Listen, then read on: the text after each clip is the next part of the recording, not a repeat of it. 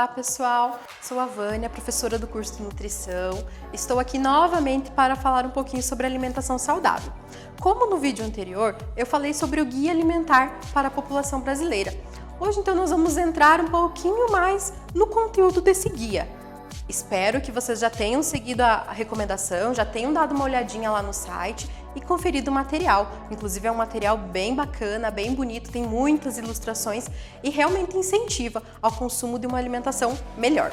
Então hoje eu escolhi um tema para falar que é sobre as categorias alimentares que são descritas no Guia Alimentar. Então nós vamos falar sobre elas, que são 4 categorias. A primeira delas, como eu deixei marcadinho ali no quadro, são os alimentos in natura e os alimentos minimamente processados. Então vamos lá. O que são esses alimentos in natura? Os alimentos in natura são aqueles que são utilizados na forma como eles são encontrados na natureza. Então vegetais e animais. Exemplos: frutas, folhas, o leite, desde que usado in natura. Então são esses tipos de alimentos in natura. Então o homem realmente não faz alguma interferência industrial. E os minimamente processados, que também estão nesse grupo, eles são aqueles alimentos que sofrem uma pequena influência da indústria. O que seria isso? Por exemplo, os grãos, o arroz. Quando a gente compra um pacote de arroz no mercado, ele passou por um pequeno processo de limpeza, de polimento, de empacotamento, mas que não altera muito a característica nutricional dele.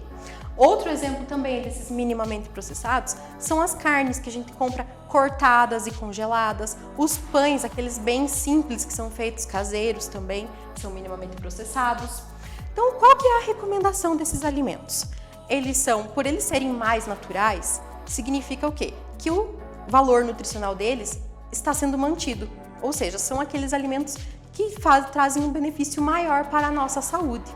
Por isso, então, a recomendação é que nós consumamos esse tipo de alimento todos os dias e eles façam parte da nossa alimentação básica, ok?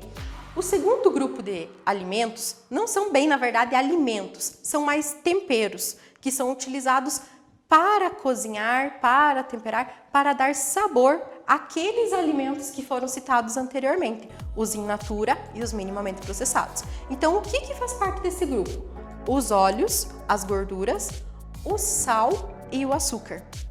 Então fica aquela dúvida: nossa, você não pode consumir nada de gordura, você não pode consumir nada de sal, nada de açúcar, porque causa doenças, faz mal para a saúde. Então, tudo isso, o que a gente tenta trazer dentro do curso de nutrição é que é um mito. A gente pode sim utilizar esses alimentos, esses temperos, desde que seja em uma quantidade adequada, com moderação. Então, eles são necessários para que nós tenhamos um sabor melhor naqueles alimentos de forma saudável, ok? O terceiro grupo é dos alimentos processados. Então, esses alimentos eles já passam por um processo um pouquinho maior do que aqueles primeiros. Quais seriam, digamos, esse tipo de processamento? Essa categoria, ela foi desenvolvida, digamos, de uma forma bem antiga, é algo que não é novo dentro da área da nutrição. Pensando assim lá nos nossos antepassados, o que acontecia? Existia a safra de uma fruta. Então, naquela época da safra, nós tínhamos muito daquela fruta. Mas quando acabava a safra, não tinha mais.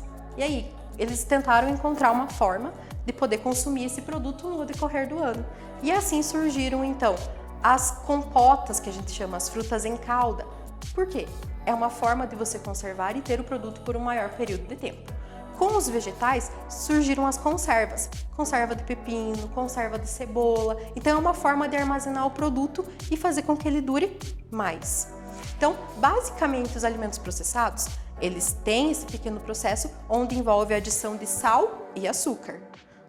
Para quê? Para que eles durem mais tempo. Então, em relação ao consumo desses tipos de produtos, a gente pode consumir desde que seja com moderação. Por quê? Hoje em dia nós sabemos, o excesso de açúcar pode causar obesidade, entre outras doenças, e o excesso de sal também pode causar a hipertensão pelo excesso de sódio. Tá?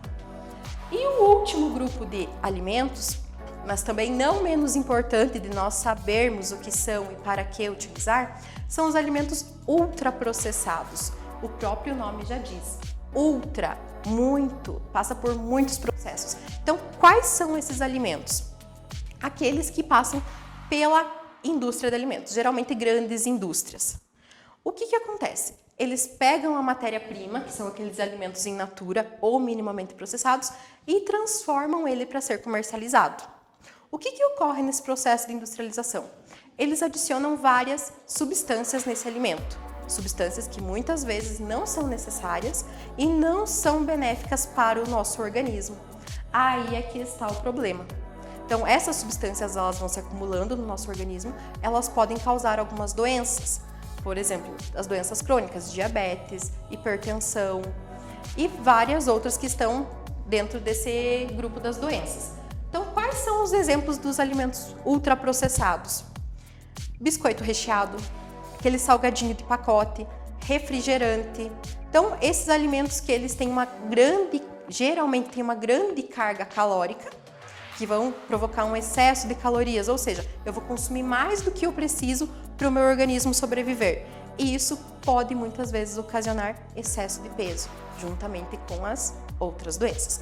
Por isso, então, é bom nós evitarmos o consumo desse tipo de produto. Então, recapitulando geralmente, preferir consumir os alimentos in natura e os minimamente processados, utilizando com moderação os óleos, gordura, sal e açúcar, tentar evitar ao máximo os ultraprocessados e os processados, desde que seja numa quantidade moderada, eu posso consumir sem nenhum problema maior para a minha saúde.